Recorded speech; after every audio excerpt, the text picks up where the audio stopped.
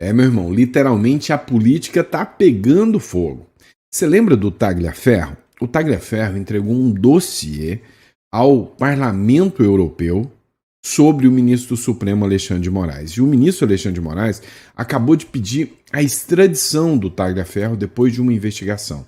Sem condenação, mas ele já pediu a extradição para investigações. Pode sofrer uma derrota gigantesca o ministro Alexandre de Moraes depois desse pedido. Não para por aí. Dá uma olhada. O PT acaba de fazer uma nota. E nessa nota do PT, ele faz acusações gravíssimas e seríssimas contra o Donald Trump.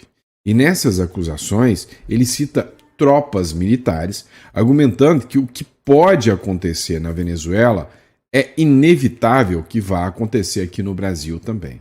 E o cerco começa a se fechar cada vez mais, porque o Marco Rubio acaba de fechar mais uma aliança. Ó, já tem Argentina, já tem Equador, já tem Paraguai. Agora, um novo país da América do Sul declara guerra contra o Maduro e está doidinho para ver a cabeça dele.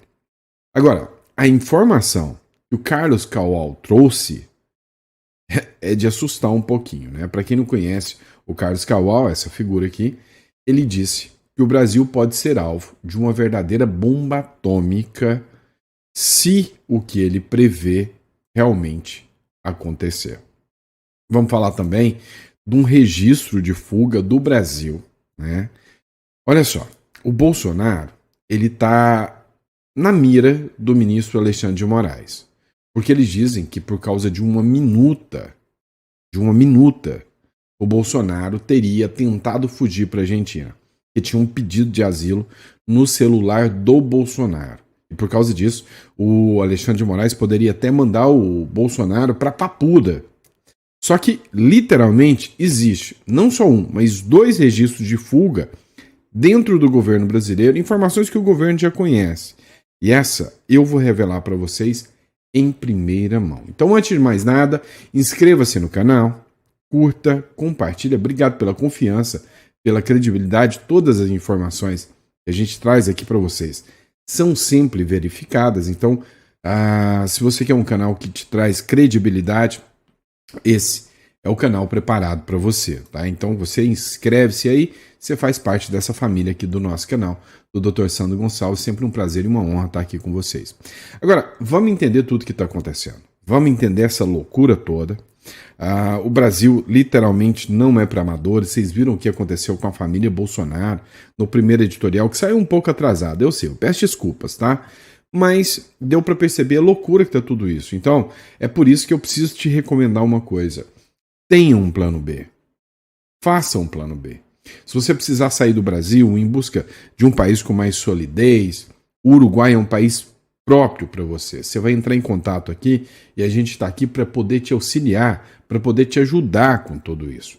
Entre em contato aqui que a gente quer te ajudar a ter uma cédula do Uruguai. Você não precisa mudar para o Uruguai, mas você já tira a residência. Se alguma coisa der errado, você já tem a sua residência, você já tem o direito de ir para outro país, recomeçar, ou tem investimentos lá em dólar, porque lá aceita, né, as contas bancárias. Lá são 2 moedas oficiais, o dólar americano e o peso uruguaio, nas contas bancárias. Você pode fazer medicina de graça, então vale a pena. É um país que te dá segurança e segurança jurídica. Entre em contato aqui, que eu estou preparado para te ajudar, caso você precise da nossa consultoria aqui, tá bom? Mas dito isso, vamos começar, vamos de matéria que tem muita coisa para a gente debater. Vamos para cima. Vem cá, você deve lembrar do Eduardo Tagliaferro, o ex-assessor do ministro do Supremo Alexandre de Moraes. Lembra dele? Pois é. O que está rolando? Só para você entender. O ministro Alexandre de Moraes está revoltado com ele porque o Tagliaferro entregou um dossiê contra o ministro Alexandre de Moraes para o Parlamento Europeu, para que o ministro Alexandre de Moraes seja investigado. Então, a Procuradoria-Geral da República acaba de oferecer uma denúncia agora contra o ex-assessor de Moraes por vazamento do TSE e STF à imprensa. Sabe o que é impressionante? O tempo inteiro está vazando informações na imprensa. O tempo inteiro. Mas como as informações que o Tagliaferro vazou não foram contra o Bolsonaro, mas são contra o ministro Alexandre de Moraes, abre-se um inquérito. A Procuradoria-Geral da República denunciou o Eduardo Tagliaferro, ex-assessor do ministro Alexandre de Moraes, no Tribunal Superior Eleitoral por crimes como coação no curso do processo. Não faz sentido, né? Não faz o menor sentido ele ter feito coações e curso de processo, uma vez que ele não é alvo, não é vítima de nenhum processo a ponto de realizar coações. Violação de sigilo funcional. Ora, também, se a gente analisar, o celular do Tagliaferro foi solto, né, liberado. Se as informações que o Eduardo Tagliaferro libera são falsas, não há que se falar em violação do sigilo funcional. Então, se ele está mentindo, esse crime de violação do sigilo funcional é absurdo, né? Se as denúncias que ele faz contra o ministro Alexandre de Moraes são mentira, como que a PGR indicia ele por violação do sigilo funcional? Para indiciar ele por violação do sigilo funcional, a PGR tem que reconhecer que o que ele está falando há hipótese de ser verdade. E se há hipótese de ser verdade, aí nós já não temos mais um crime. Nós temos uma denúncia. E fazer denúncias não é crime. Então, se é verdade, ele está denunciando, quem tem que ser investigado pelas informações que ele está denunciando é o ministro, e não ele. Dá para entender o quanto que eles distorcem, né? Assim, o direito, você é lógico, cada um tem uma tese, uma defesa, e também outro crime, né? Obstrução de investigação. A acusação alega que o Tagliaferro vazou informações sigilosas do TSE e do Supremo Tribunal Federal para a imprensa com o suposto objetivo de prejudicar a imagem do judiciário e interferir em inquéritos em andamento. A denúncia, no entanto, levanta questionamentos sobre a fragilidade das provas apresentadas, baseadas principalmente em mensagens obtidas por quebra de sigilo telemático, que podem ter sido interpretadas de forma enviesada sem sustentar a narrativa da PGR, sem evidências concretas de intenção criminosa. A própria matéria já fala, vocês viram? E aí, para ainda quebrar o gelo mais, o ministro Alexandre de Moraes não tem condenação, não tem nada nesse sentido, pediu a extradição do ex-assessor denunciado por vazar informações. Se o Tagliaferro está lá de forma ilegal, e é por isso que eu te falo, a importância de você ter um plano B, por exemplo, o Uruguai, se ele está lá de forma ilegal, a extradição dele é tranquila, né? Vai se lascar.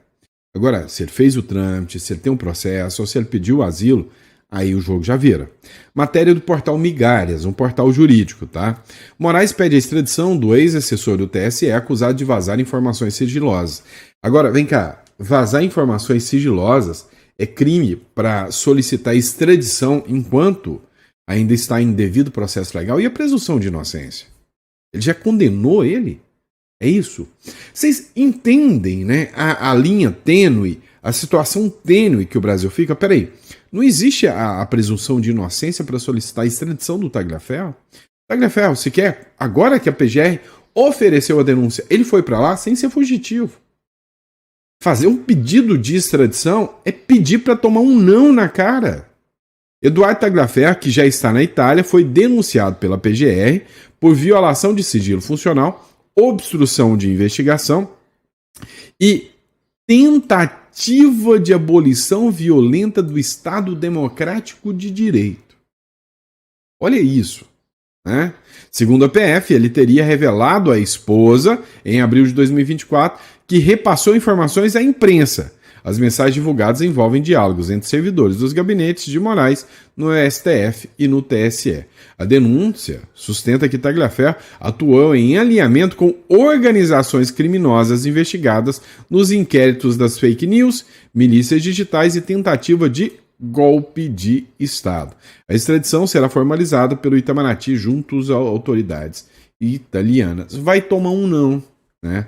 Se a Itália for minimamente um país sério, vai falar, mas espera aí, esse cidadão entrou aqui na Itália sem ter nenhum processo, vocês acabam de apresentar um processo e já vai me pedir extradição? Ué, e a presunção de inocência? Por que eu vou extraditar alguém que não foi condenado? Ele vai responder o processo aqui, mas não foi condenado. Entendem o tamanho do jogo? Não é assim que funciona. Parece que a galera não tá preocupando com o direito mais, né? Vamos lá. E o PT que tá cutucando a onça com a varinha curta, hein? Você viu essa matéria do Infomoney aqui? O PT acusa o Trump de ameaça à soberania brasileira e cita tropas militares. É, meu amigo. O presidente dos Estados Unidos lançou uma operação bem pertinho da Venezuela, bem pertinho, no bafo do cangote do Maduro, né? O diretor nacional do PT, e aqui torna-se uma ação do partido do presidente brasileiro, hein?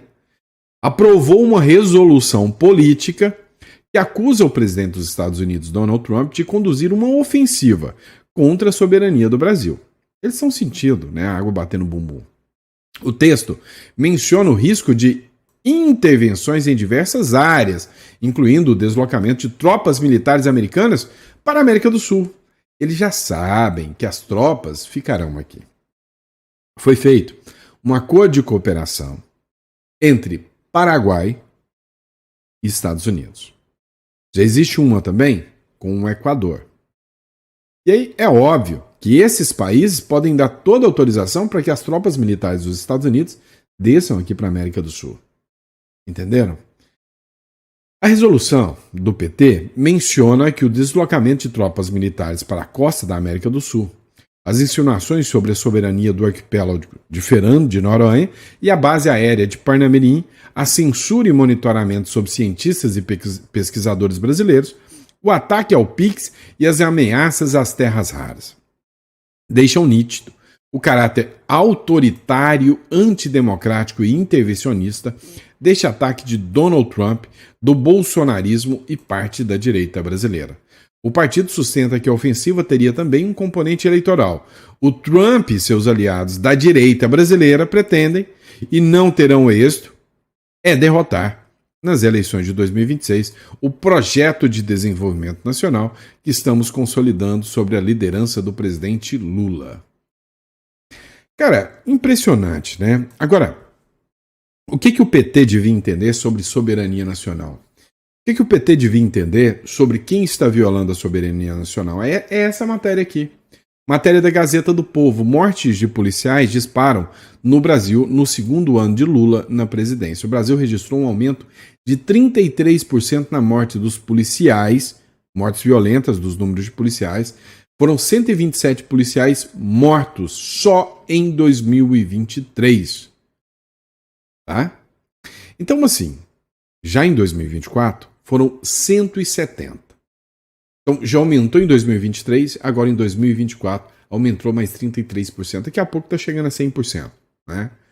Ó, só para você ter uma noção, a matéria que está aqui, ó, citando a fonte da Gazeta do Povo, tá bom?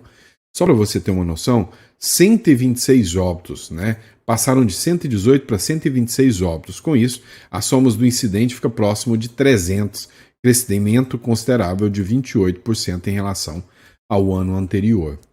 Isto aqui é sinal nítido e evidente que o crime organizado está tomando conta do Brasil. E aí, se não bastasse, vamos colocar a Globo ensinar o PT? A Globo, hein? Olha que credibilidade no mucho, né? Pero no mucho. Porém, o Brasil já conta com 64 facções criminosas ativas, é o que diz a Globo. Você acha que o Trump, se ele entrasse aqui para limpar, ele não ia estar fazendo? Era um favor? Escuta isso aqui. 1 em cada 4 brasileiros, gente, vive sob regras impostas por facções criminosas. É impressionante esse número. E esse é um dado de um estudo publicado pela Cambridge University Press.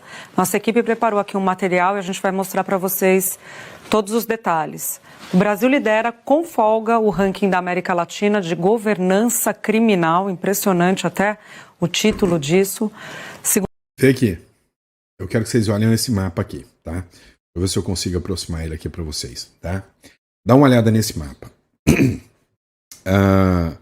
Governança criminal, né? E aí, olha só.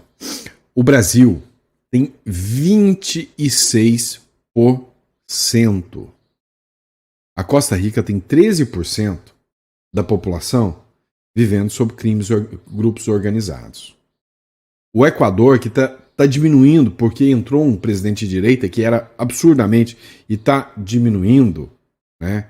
Caiu para 11%. Até a Colômbia e o México têm 9% de facções. O Brasil é um dos países mais criminosos de todos da América Latina. É isso que a Globo está falando. Segundo o levantamento, entre 50 e 61 milhões de pessoas estão nessa realidade, o que corresponde a 26% da população brasileira. A Costa Rica aparece em segundo, com 13% da população sob influência criminosa, metade do índice brasileiro. Aí, na sequência, vem Equador e Honduras, com 11% cada. México, Panamá e El Salvador têm 9%. O artigo destaca que a presença de facções pode reduzir o número de mortes violentas devido aos acordos de paz que são fechados entre as próprias facções. Não, eu não ouvi isso. O artigo relata que o aumento de facções pode reduzir o número de mortes violentas porque eles têm acordos de paz. Vem cá. Se o Donald Trump realmente fizesse qualquer coisa nesse sentido, não era violação à soberania, não. Eu estou falando de combater as facções criminosas, é favor que ele faz aqui para a América Latina. O problema é que costuma ter um grupo político que se beneficia, né, de tudo isso. Só que o cerco está se fechando. Mais um aliado se junta aos Estados Unidos. E eu estou falando agora da Guiana. Marco Rubio anuncia cooperação da Guiana aos Estados Unidos no combate ao narcoterrorismo do Maduro. A tensão na fronteira entre Venezuela e Guiana acaba de ganhar um componente ainda mais delicado, se é que a gente pode dizer assim, né? O governo da Guiana publicou uma declaração oficial alertando para a ameaça que o crime transnacional e o narcoterrorismo ligado ao regime de Nicolás Maduro representam para a estabilidade regional. O documento foi imediatamente repercutido pelo senador norte-americano Marco Rubio, né, ampliando o peso internacional da denúncia. Na declaração, a Guiana afirma ver com grande preocupação o avanço das redes criminosas como o Cartel de Los Soles, grupos ligados a militares venezuelanos e apontado como um braço do narcotráfico no continente. Segundo o governo guianês, essas organizações têm a capacidade de desestabilizar instituições, minar a democracia e ameaçar tanto o Estado de Direito quanto a dignidade humana e o desenvolvimento da região. Parabéns à Guiana. Exatamente isto mesmo, né? Exatamente isto. Então, seria um favor se o crime organizado fosse limpado aqui da nossa região. Vem cá, vocês conhecem esse sujeito aqui, né? Vocês já viram falar dele? Esse é o economista Carlos Kawal. Ele, para quem não conhece ele é ex-secretário do Tesouro. E atualmente ele é sócio da Oris Partners, né, que é uma empresa de aplicação de investimentos. Ele disse o seguinte: olha, o Brasil está prestes a ser alvo de uma verdadeira bomba atômica. Literalmente. Segundo a análise dele, a Magnite pode ser uma bomba atômica sobre o sistema financeiro, diz Kawal da Oris. Entenda, o negócio é o seguinte: o Banco do Brasil acabou de anunciar que qualquer um que falar sobre o Banco do Brasil e as ações do Banco do Brasil vai processar. Inclusive, essa pessoa vai tentar cometer crime contra o sistema financeiro. Essa pessoa vai responder por atentado violento ao Estado Democrático de Direito, ou seja, vão defasar a vida dessa pessoa, devastar a vida dessa pessoa. Agora, veio o economista Carlos Kawal, ex-secretário do Tesouro, diz o seguinte: olha, sim, a Magnite ela vai cair como uma bomba atômica sobre o sistema financeiro. Não adianta tentar esconder.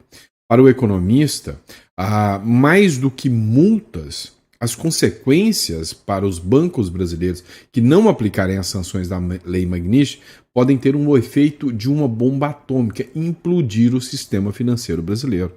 As instituições brasileiras podem perder acesso a recursos no exterior, utilizando acessos para financiar empresas nacionais a exportar, explica ele. Quando você tem um movimento de mercado como esse, a perda de valor de mais de 40 bilhões não tem nenhuma diferença do ponto de vista da ótica do investidor estrangeiro ou local.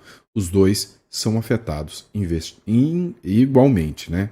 Ou seja, o que ele argumenta aqui é que a lei Magnitsky pode impactar e colapsar totalmente o sistema financeiro. E aí, se você falar isso, você vai preso.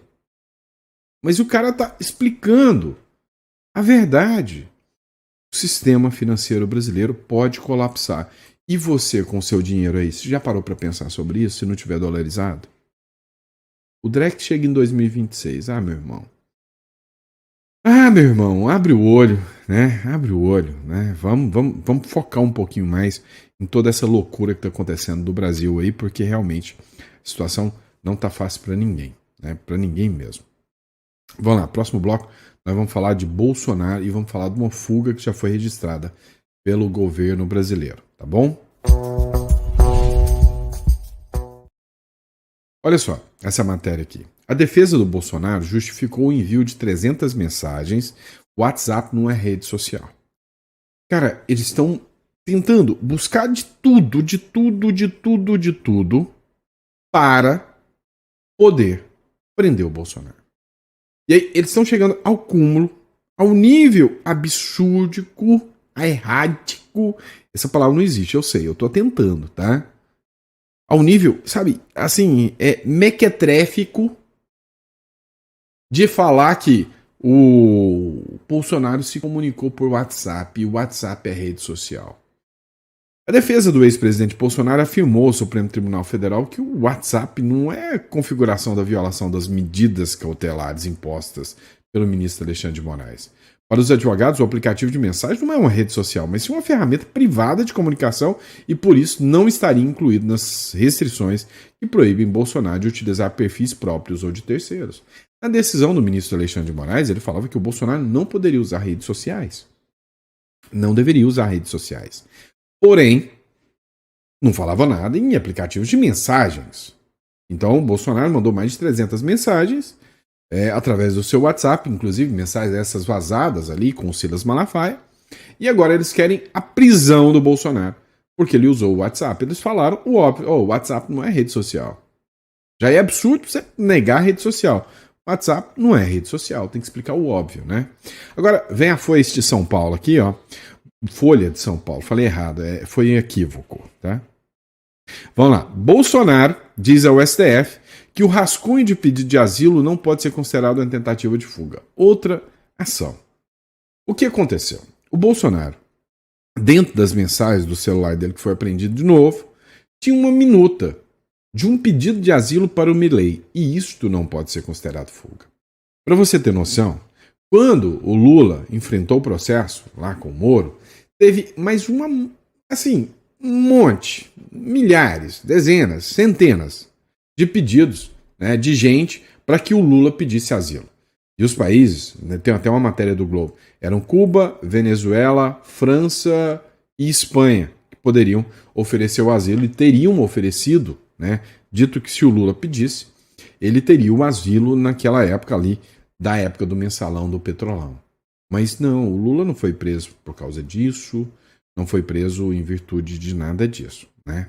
Agora, se você quer falar em fuga mesmo, mas fuga daquelas bravas, que já está registrada no governo brasileiro, é essa fuga aqui que eu quero conversar com você. Goodbye, Brasil, adeus, Brasil. A saída dos milionários do país aumentou 50% em um ano. Você tem noção de que você, ser um brasileiro milionário, é ser mal visto aqui no Brasil, é ser um inimigo do Brasil e é por isso que eles estão saindo? Adeus, Brasil. Saída de milionários do país aumenta em 50%. O Brasil está se tornando menos interessante para famílias de alta renda. Estudo da Renda e Partners, uma consultoria que ajuda milionários a se realocarem em outros países, estima que 1,2 mil pessoas com patrimônio acima de 1 milhão deixam o país nesse ano. Você tem noção de quantos clientes? Eu trabalho com isso, tá? Então eu crio holdings, offshore, a imigração, então a Europa. Mas hoje, se você me perguntar entre Estados Unidos, plano B, tá? Estados Unidos, Europa, Hoje, para mim, o Uruguai é um dos países mais viáveis pela proximidade. Você mora em São Paulo, você consegue investir no Uruguai. O Uruguai ele tem um sistema tributário territorial. E aí, ou seja, você só paga imposto naquilo que você ganha lá dentro do Uruguai. Tá? Uma estabilidade econômica e uma estabilidade jurídica gigantesca. Gosto do Paraguai também, mas não me fornece a mesma estabilidade jurídica, financeira e nem a mesma segurança do Uruguai. Tá? Nem de longe. E aí o que acontece? Essas famílias não estão querendo mais apostar no Brasil. Eu, por exemplo, eu sou residente uruguai. Eu, por enquanto, eu fico 6 meses lá, 6 meses aqui no Brasil. Mas por quê? Questão de saída fiscal. Eu não vou ficar pagando imposto num país que eu sei que esse dinheiro não volta para mim. Saída fiscal. Agora, o que acontece? Se você estrutura bem, você consegue ter uma qualidade de vida. E a qualidade de vida lá não é mais nenhum pinguinho a menos do que a qualidade de vida aqui. Eu ouso dizer, tá, que a qualidade de vida do Uruguai não perde para a qualidade, ou está bem equiparada à qualidade de vida hoje dos Estados Unidos. Aí vem aquela questão do investimento e tudo, uma questão de liberdades, de segurança. Ó, eu ouso dizer para você que liberdade e segurança o Uruguai até me oferece mais. Eu posso comprar uma arma a hora que eu quiser lá no Uruguai. Tá? Eu entro e dou minha cédula de identidade, compro e saio com ela no bolso. Entendeu? Eu posso fazer o que eu quiser ali. Então, assim, é um país muito interessante. Tá? Agora, esse é o primeiro caso de fuga. Os milionários estão fugindo do Brasil por culpa do PT. E eles estão preocupados que a fuga é do Bolsonaro. Agora, quer ver o efeito da esquerda? Outro. Venezuelanos fogem para o Brasil massivamente após Maduro obrigar civis a se alistarem para morrer no lugar dele, que está prestes a ser capturado pelos Estados Unidos. Sim, o Madurito, el homem muy bueno del gobierno de Venezuela, né? Ou seja, um homem bonzinho. Quem que falou que ele é um homem bom mesmo? Né? Pois é, está exigindo que jovens, idosos se alistem, oferecendo ali algumas promessas de picanha que nunca serão cumpridas, para poder defendê-lo do Donald Trump. Não vai dar certo. Vou colocar aqui sem áudio aqui. E aí, isso aqui é hoje a entrada da Venezuela com o Brasil. Tá? Ou seja, eles estão obrigando as pessoas a se alistarem.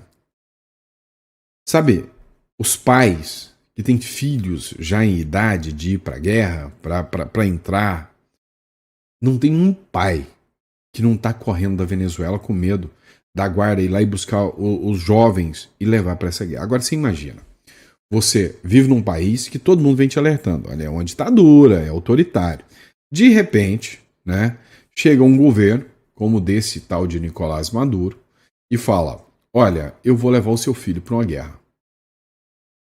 E aí você, como pai, você não pode fazer nada.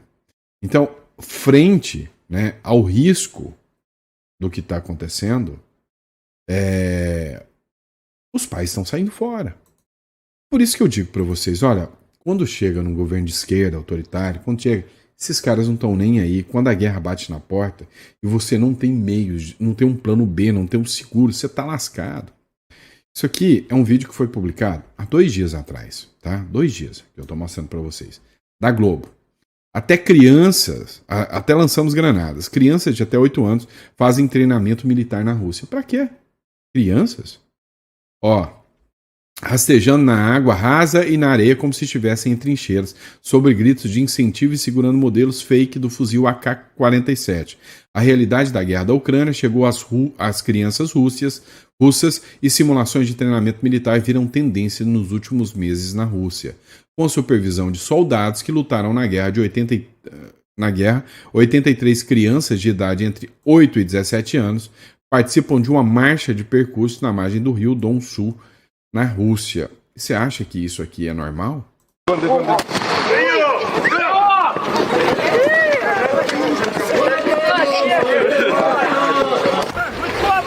Дети рыбаков чуть-чуть правее обходим, они возле воды, они вам не мешают. Ждем, подтягивай. Кнопка, ты первая! Ползем. Эти... Давай. Давай, вперед. Ты за поворотом! Осталось чуть-чуть. Один рывок, и вы дома. Você acha isso normal? Tá? Eu não acho normal. Literalmente, eu não acho isso normal. Colocar crianças...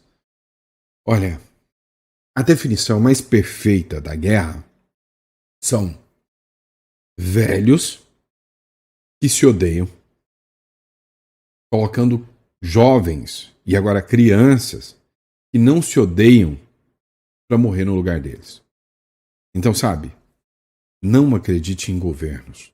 Teve um vídeo que eu assisti essa semana que fala sobre Brasil, sobre o patriotismo. Eu ainda vou trazer esse vídeo para vocês num próximo editorial. Mas vocês têm que entender. Ter patriotismo é uma coisa. Outra é você ser prudente. Veja o que o Eduardo Bolsonaro fez. Você questiona? Você fala que ele não é um patriota, que é um covarde ter fugido do Brasil? Ou não? Acredito que não. Por quê? Porque ele fez a medida certa. E você também deveria começar a pensar em fazer a medida certa e ter um plano B. Tá? Se quer a minha ajuda com isso, clica na descrição ou no número aqui, manda uma mensagem. Eu estou aqui para te ajudar, tá bom? Grande abraço, fiquem com Deus e eu vejo vocês no próximo editorial. Que Deus te dê uma mesa farta, repleta de bênçãos para você e para toda a sua família.